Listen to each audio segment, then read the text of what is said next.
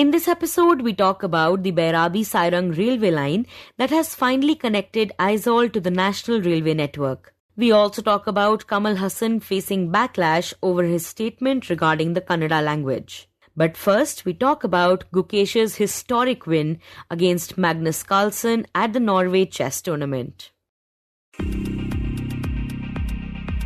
Hi, I am Niharika Nanda and you are listening to 3 Things, the Indian Express news show. On Sunday, reigning world champion Gukesh Dommaraju secured his first ever classical win over Magnus Carlsen in round 6 of Norway Chess. Despite Carlsen, a 5-time world champion, holding the advantage for much of the 4-hour-long battle, a crucial error flipped the game in Gukesh's favour. The dramatic reversal ended with Magnus visibly frustrated, punching the table once the result was sealed.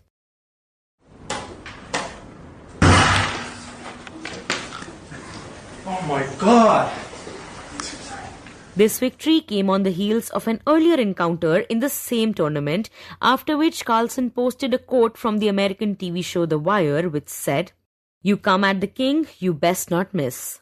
It's worth noting that in the past, Carlsen has been openly critical of Gukesh's classical performances, which made the triumph all the more significant. To discuss the implications of this win for both Gukesh and Carlsen, my colleague Shashank Bhargava spoke to the Indian Express's Amit Kamath, who is in Norway covering the tournament. Amit, one imagines that Gukesh wanted to beat Carlsen in this format for quite some time, right? Tell us, what did this win mean for him?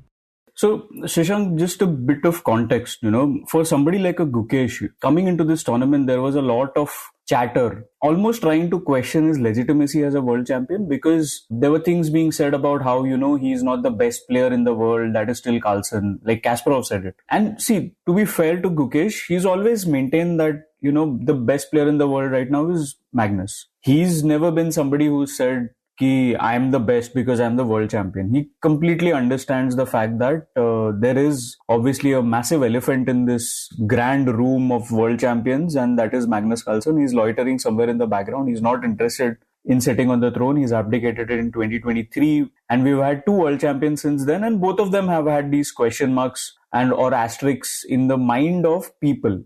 Right, because since 2023, Carlsen has just not participated in the World Chess Championship. Right. So Carlsen is one of those figures who just got bored of playing classical chess. And I mean, there is a reason why Carlsen is considered one of the greatest. Definitely the greatest of this era, but one of the greatest across history, along with maybe Garry Kasparov and maybe Bobby Fischer, is because he competed in 5 world championships and won all 5 of them. That is a conversion record that not even Kasparov had. Right? And eventually nobody beat him. He just walked away. He got tired and bored of, playing in the same format. So that's why he walked away. And to answer the first question that you asked, what does this mean for Gukesh? It means a lot. It does mean that he's finally beaten a guy he had not been able to in the longest format of the game. Even though there will still be questions whether he can do it in a 14-game championship against Carlsen, at least now those naysayers will be a little muted. I think that's what he has done. And if you look at what happened right after that game, he also beat Arjun Ergassi in a classical game, which he'd not been able to do ever. He'd lost 6 times to Arjun in classical. And this is his first ever win against Arjun also. So right after beating Magnus for the first time in classical chess, he went on to beat Arjun for the first time in classical chess. So that kind of gives you a little bit of glimpse about how much ground Gukesh has gained in a sense in these 2 games.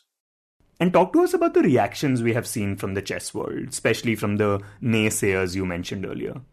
Right. So I think, what came out of these 2 games that he has won against Magnus and against Arjun was the fact that he showed some of the qualities that made Carlsen great to begin with in his young days. Because, Carlsen was known as a grinder. Carlsen was one of those who was infamous in a sense about not accepting draws. He would keep on playing even though, he had a very slight edge on the board and an opponent offered a draw. He would say, no, not today. And he would keep on playing until the opponent basically cracked and made an error. And then Carlsen would win just out of nowhere.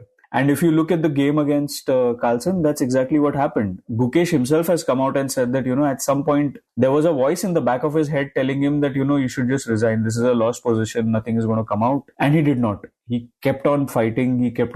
And to be fair, there are two athletes that Gukesh considers idols. Vishwanathan Anand and Magnus Carlsen aside, there are two athletes he considers as idols. One of them is Dhoni, one of them is Djokovic. And so Djokovic also has these qualities. I believe Djokovic has at least 8 occasions in his career in Grand Slams where he was down 2 sets and then won the next 3 and then won the match, right? So Djokovic is that sort of a player. He will grind. He is not going to be like, okay, I've lost 2 sets. I'm going to just throw in the towel and we'll try again next tournament. That's exactly what Gukesh has done. And Amit, tell us, what does this defeat mean for Carlsen? I mean, he is one of the greatest chess players of all time.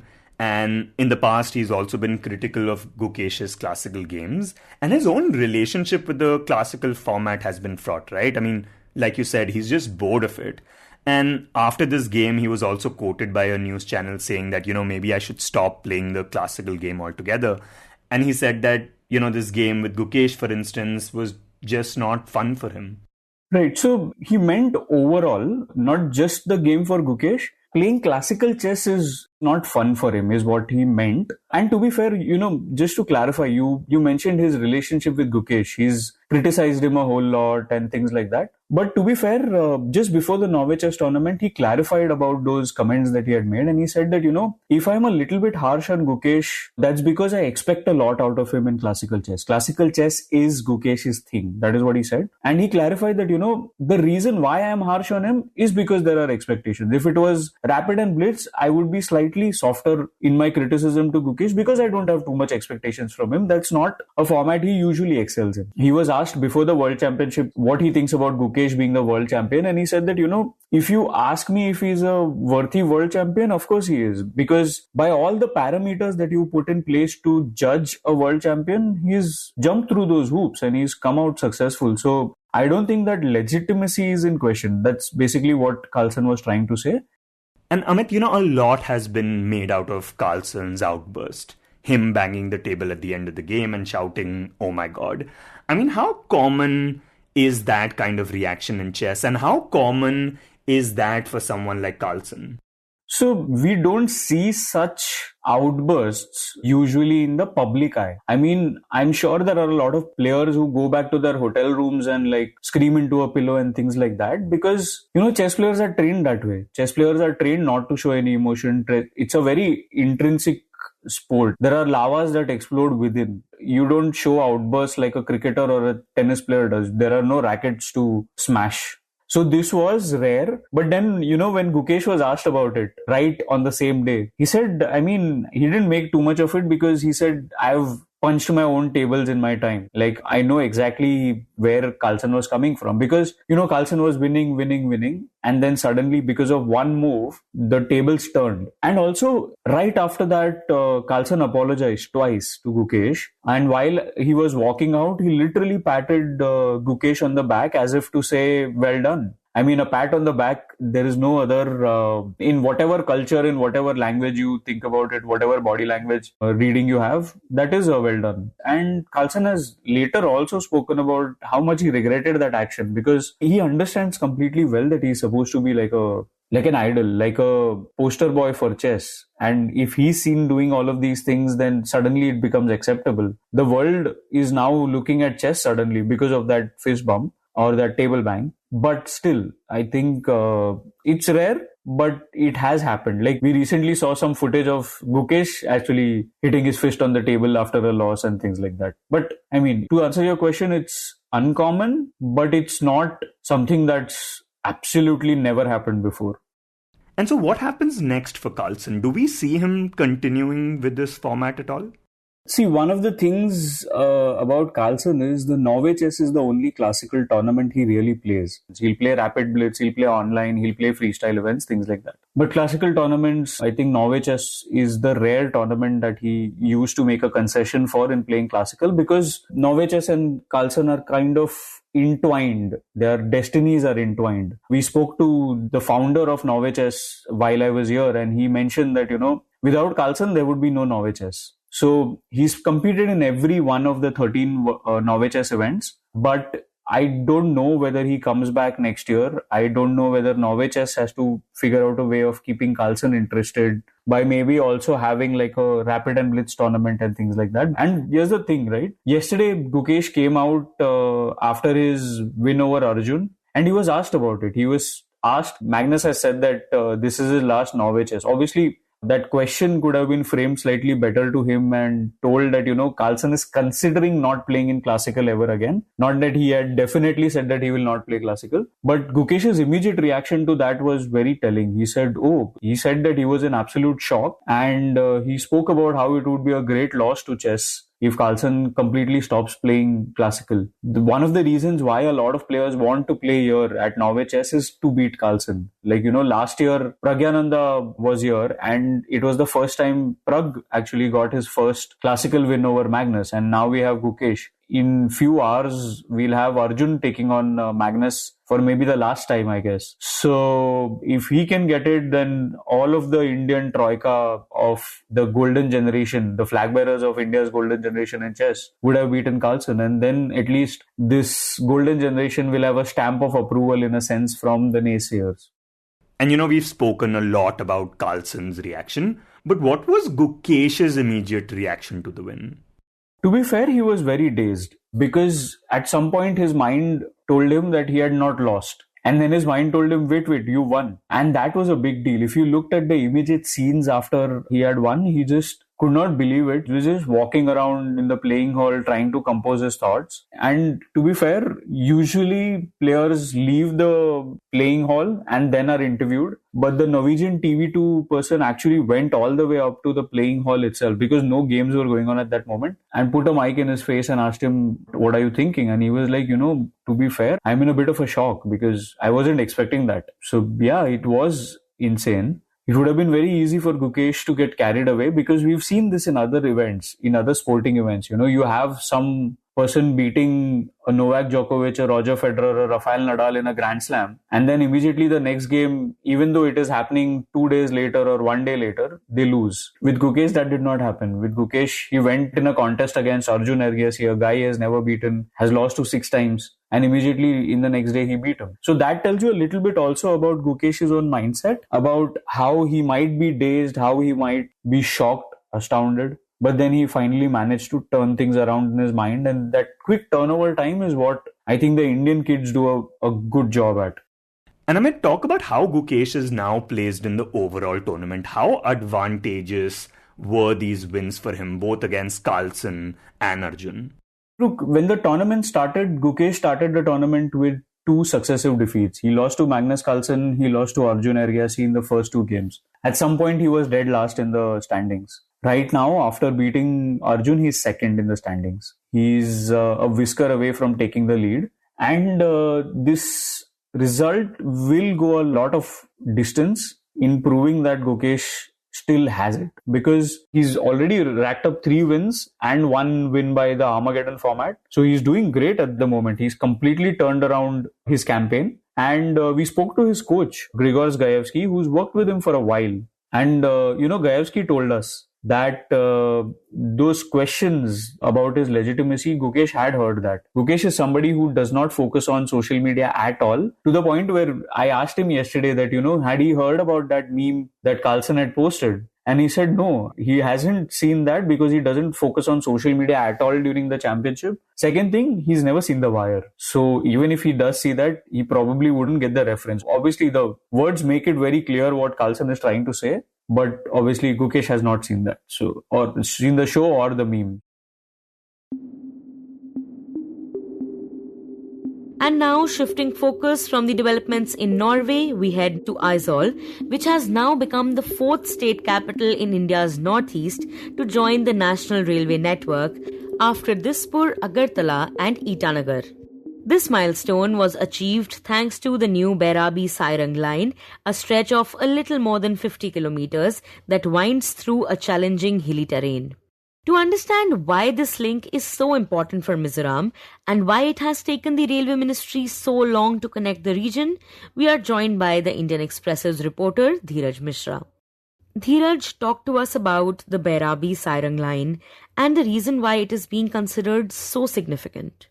So the Bairabi Sairang line in Mizoram, it's a very important line. For the first time, Aizawl, the capital of Mizoram, will be connected by the Indian Railways, will be connected by the broad gauge of Indian Railways. It is 51.38 kilometer railway project, and the total cost of the project is 5,021 crore rupees. From the engineering point of view also, the Mizoram line is very important. If you will look at the terrain, the line has 48 tunnels of total length of 12,853 meters. Along with this, there are 55 major bridges, there are 87 minor bridges. Apart from this, there are some, road over bridges, road under bridges. And there is one key structure in this complete line. It is called bridge number 196. The height of the bridge is 104 kilometer, which is, if we will compare it with the Qutub Minar, it is 32 meters taller than Qutub Minar. And Dheeraj, considering that this line has so many tunnels, could you talk about the challenges the railways faced in completing this project? So these numbers of tunnels and bridges are sufficient to prove that, because for a normal terrain, for a plain area, we do not need these many tunnels and bridges, let's say ROBs or RUBs. So the line traverses through the different mountain ranges with different kind of formations of the mountain, the hilly region. And because of this, the line is 51 kilometer long, but they had to construct, 48 tunnels. And not only in Aizawl or not only in Mizoram, other part of the country as well, let's say in the Kashmir or in Uttarakhand region where a railway line is under construction. All of these places are ecologically very sensitive also because of the different kind of formation of the rocks. The engineers or the department have to chart out a different kind of strategy. And because of this, they have to build these many tunnels and bridges. Otherwise, there is no other way to lay a railway line in such a region. And we understand that only a small stretch of around 2 kilometers is running right now. But do we know when will the line be fully operational? So, the line is almost complete, but according to the Ministry of Railways data, it is somewhat 95% complete. There are a few works which are remaining, and the line will be operational most probably after June 17, or we can say by the end of this month. So after the operation of the line, this will be a significant change for the Mizoram as well as for a big achievement for the Indian Railways. And you write that this line is a part of a broader accelerated push towards connecting all the northeastern state capitals to the national railway network. So talk about some of the other projects that are currently underway. So there is one line which is from Dimapur to Kohima new line. So after the completion of this line, the Nagaland's capital, Kohima, will get connected. There is another line which is called Murkong Selek Pasighat new line. It is a line between Assam and Arunachal Pradesh. There is very ambitious project of Indian Railways to bring Sikkim for the first time on the map of Indian Railways, and the project is called Sivok Rangpo New Line. It is also under construction, and its completion date is December 2027. So the line which will go to the Sikkim, it will go from Sivok. Sivok is in West Bengal, from Sivok to Rangpo, which is in Sikkim. So far Sikkim does not have any rail connectivity. Apart from this, there is a Jiribam Imphal new line. The purpose of the line is to integrate or connect Manipur's capital Imphal. The cost of the project is more than 14,000 crores. So there are total of 18 railway projects, which includes 13 new lines and 5 doubling project of total length of 1,368 kilometer, which is at the implementation state, and the total cost of these projects are 74,972 crore. So it kind of bring the picture that how Indian Railways is kind of progressing in the northeastern part of the country. So it will not only enhance connectivity, passenger travel, but also the movement of goods, which will result in better trade to the different parts of the country. And Dheeraj, for a long time, the northeastern states remained disconnected from the national railway network. And A big reason for that was the region's challenging terrain, and in some cases, the locals protesting the move. And you write that the railways is now able to overcome this thanks to the improved technology. So tell us, how will this new connectivity benefit Mizoram and the region as a whole? See, either it is railway line or road or waterways or any means of transportation in any area benefit the region very significantly. So having a railway line in a region which has remained kind of unconnected to the different part of the country, it will boost the infrastructure very significantly, because a lot of things will come up on the either side of the railways, and apart from this, like I said, the passenger movement will benefit, and also railways is a very cheaper means of transportation. Maybe people currently using different modes of transportation. If somebody wants to come from Mizoram to say Delhi, they might be using road or maybe via flight and all these things. But these things might be costly. But once you will get connected by the railway line, the ticket prices will be much cheaper. And apart from that, it will boost the economic activity in such a way that it will ensure the transportation of goods. A lot of freight movement will happen. And when it happens, all the business class people, all the farmers of the area, people who are involved in producing different types of goods and everything, they will get benefited, because the movement of the goods, it will get easier. So these are the things that, in these many ways, the residents of Mizoram or state as a whole, or also the people living in the capital, Aizawl, they will get benefited. And finally, we turn to the controversy involving superstar and politician Kamal Haasan and the release of his upcoming film Thug Life, which is set to hit theatres tomorrow. Haasan is currently at the center of a major controversy that began last month during the film's audio launch in Chennai, where he said that Tamil gave birth to Kannada. The comment triggered a strong backlash across Karnataka and led the Karnataka Film Chamber of Commerce, or KFCC, to say that the film would not be allowed to release in the state unless Haasan issues a formal apology.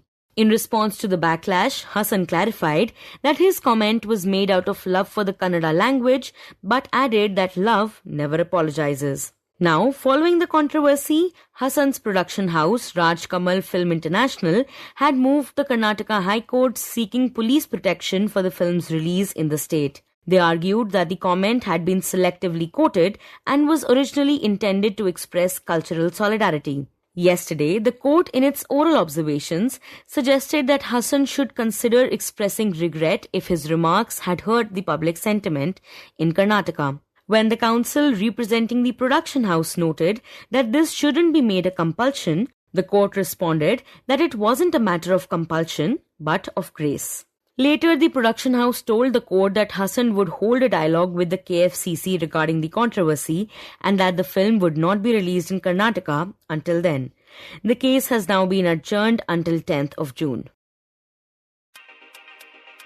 You were listening to 3 Things by the Indian Express. Today's show was edited and mixed by Suresh Pawar and produced by Shashank, Bhargava and me, Niharika, Nanda.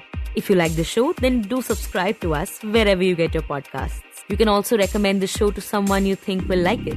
Share it with a friend or someone in your family. It's the best way for people to get to know about us. You can also tweet us at Express Audio and write to us at podcasts@indianexpress.com.